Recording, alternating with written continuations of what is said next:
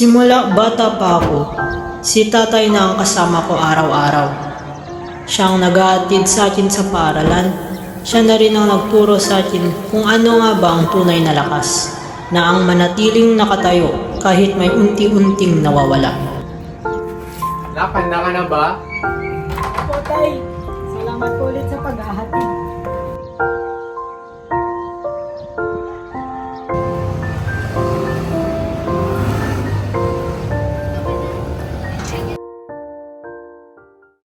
Hindi ko namalayan kung kailan nagsimulang magbago ang lahat.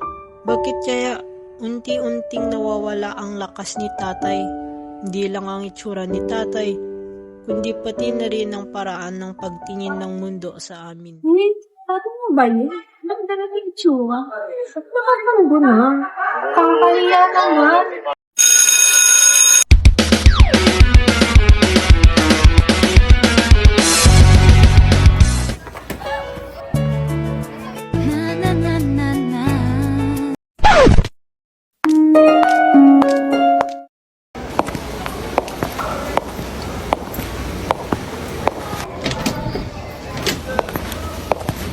Okay, maganda. Ano, hindi nyo ba ako pabatiin? Sige, ano kayo bubo? Salamat po.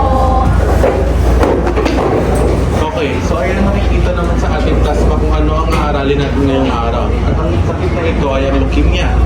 Itong sakit na ito ay madalas hinuhusgahan ng ating mga mata, ngunit kailangan itong unawain ng ating mga puso. Ang leukemia ay isang cancer sa dugo. Na nangyayari ito kapag ang bone marrow ay gumagawa ng abnormal na blood cells na pumapalit sa normal at malulusog na mga selula. Ayan, makikita kung ano nga ba ang mga posibleng sanhi ng pagkakaroon ng leukemia. Isa na dito ang genetic factors. At ang pangalawa ay exposure sa radiation. At isa pa ang problema sa immune system. Dahil apektado ang dugo, naapektuhan ang buong katawan ng pasyente. Yes, Precious? Ma'am, ano po ang mga sintomas nito? Okay, ayan na. Patungo na tayo kung ano ang mga sintomas nito. Ayan, magkikita na natin kung ano ang sintomas ng leukemia. Isa na dito ang matinding pagkapagod, madalas na lagnat, madaling pagdurugo o pasak, pananakit ng katawan, at pagkalagas ng ating buhok. Yes, Jessa? Ma'am, ano parte ba ng katawan ang pinaka-apektado? Okay. Kung ako naman ang yung tatanungin ko, anong mga parte ng katawan? Ito, dalawa lamang. Ngunit napakalakas ng maaaring maging epekto nito. Naapektuhan nito ang buong katawan dahil ang dugo ang bumubuhay sa bawat organ at kasama na nito ang bone marrow.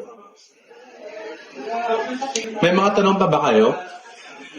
Okay, Marjeline. Ma, may paraan po ba para maiwasan ito? Kaya tumungo na tayo kung ano nga ba ang mga paraan para maiwasan ito. Walang siguradong prevention, pero mahalaga ang malusog na pamumuhay at regular na papatingin sa mga doktor. Yes, going back to you, ma'am. May linas po ba ang leukemia?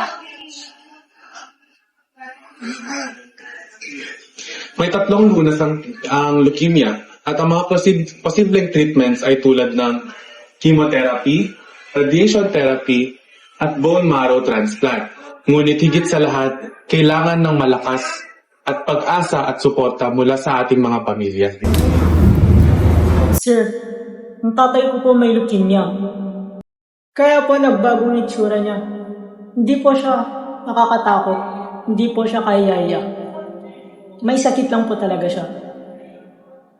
Araw-araw niya po ako hinahatid sa paaralan. Kahit unti-unti na siyang nanghihina. Anak, anniversary na namin ng nanay mo bukas. Opo, tay. Ikaw muna ang halili sa akin ha. Maganda ka ng bulaklak, balon at mesa ha. Gagawin ko po ang lahat, tay. Kung sakaling hindi na ako makauwi, alagaan mo na si nanay mo ha.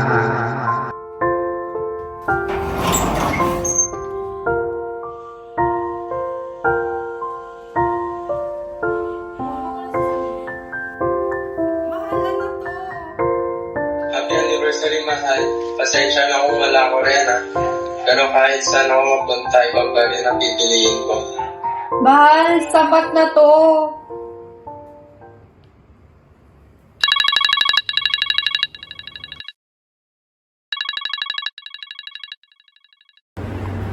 Hello?